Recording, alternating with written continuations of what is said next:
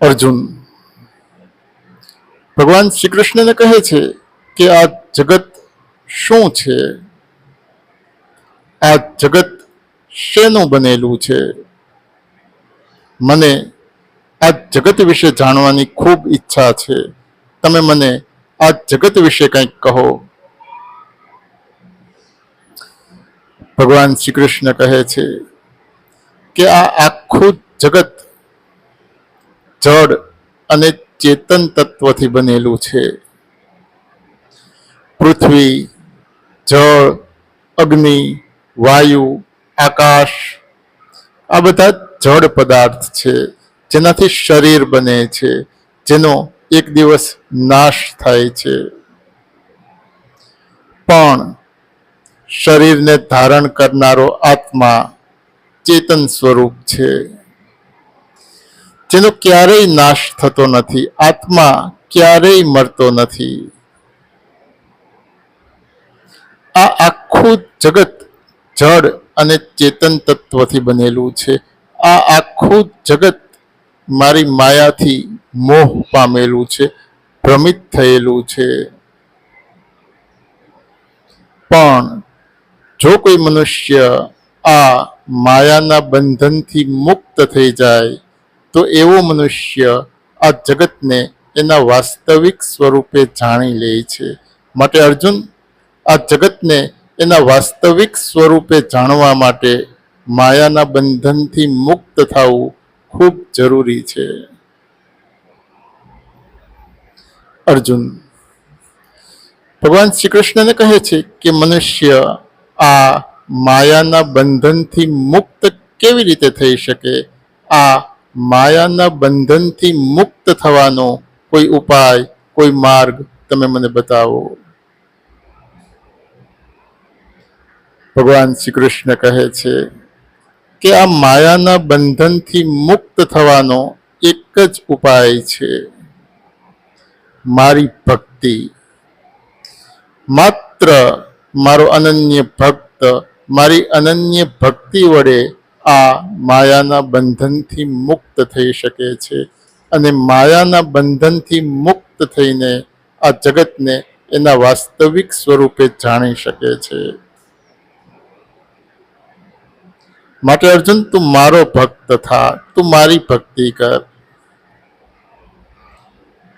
હવે સાંભળ, ભગવાન શ્રી કૃષ્ણ અર્જુનને કહે છે કે હવે સાંભળ, મારા ભક્તો પણ 4 પ્રકારના છે.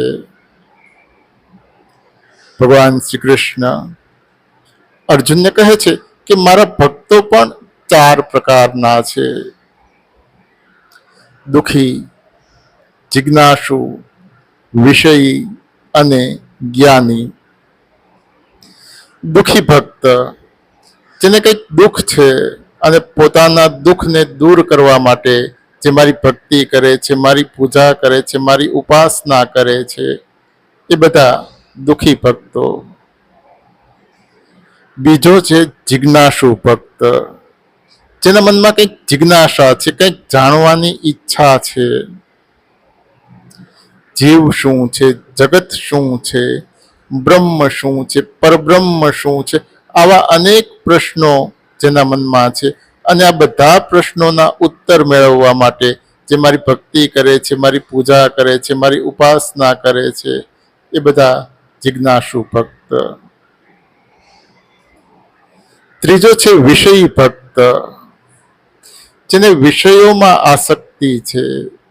ધન પ્રાપ્ત કરવાની ઈચ્છા, સંપત્તિ પ્રાપ્ત કરવાની ઈચ્છા, પ્રતિષ્ઠા પ્રાપ્ત કરવાની ઈચ્છા, સત્તા પ્રાપ્ત કરવાની ઈચ્છા, આવી અનેક ઈચ્છાઓ પૂરી કરવા માટે જે મારી ભક્તિ કરે છે, મારી પૂજા કરે છે, મારી ઉપાસના કરે છે, એ બધા વિષયી ભક્તો.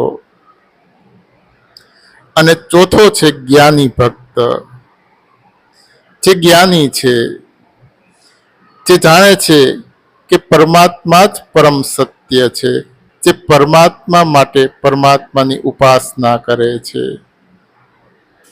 કૃષ્ણ જ પરમ તત્વ છે, કૃષ્ણ જ પરમાત્મા છે, કૃષ્ણ જ પરબ્રહ્મ છે, એવા ભાવ, એવી શ્રદ્ધાથી જે કૃષ્ણ માટે કૃષ્ણની ભક્તિ કરે છે એ બધા જ્ઞાની ભક્તો. આ 4 પ્રકારના ભક્તોમાં જ્ઞાની ભક્ત શ્રેષ્ઠ છે. ભગવાન શ્રી કૃષ્ણ અર્જુનને કહે છે કે આ 4 પ્રકારના ભક્તોમાં જ્ઞાની ભક્ત શ્રેષ્ઠ છે. જ્ઞાની તો મારો આત્મા છે.